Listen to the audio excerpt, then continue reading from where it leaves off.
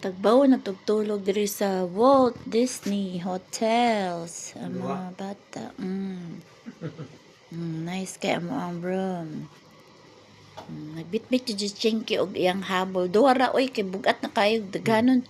Matulog man gud ni siya tag 4-5 ka habol gina siya.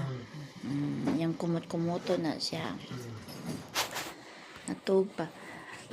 So sige siya pukawon sa ilahang amahan ingon ko patagbawasan ng mga bata oy. Kay kuan man gud may mag-check out dire 11 AM tapos anong timing man na siya oy gipainom na ko vitamins ni habi niya.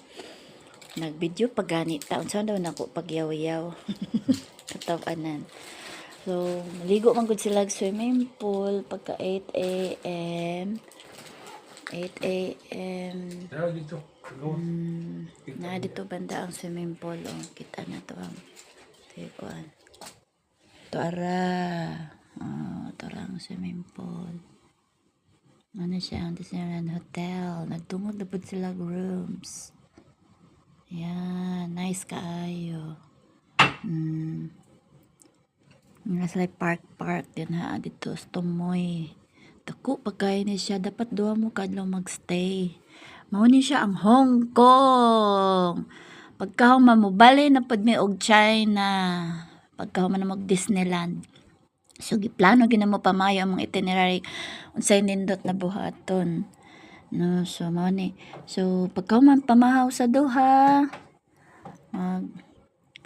tampisaw sa sila kadali sa swimming pool dili na naman sila padugayon kay balin mag-check out naman gud may pagka 11 AM.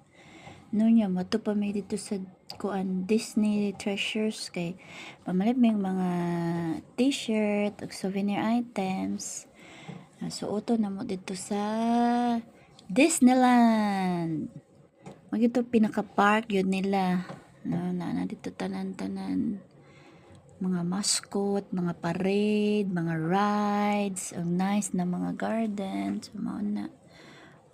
At least nakastay me dire for a night, no? Gituyo gini na mo tanan kay amo ang itinerary para hayahay ba og mas ma-enjoy yun na mo og compact ang amo ang travel, no? Kay syempre first time sa mga bata mo abroad. Ako pag first time po na kumuan ni og Hong Kong, no? So naka-abroad ko Abu Dhabi ra jud og 20 years ago na to askan dugaya na jud ba. Sige ingon si habi nga manlakaw mi. Naamang gud pa si siya may ato gamay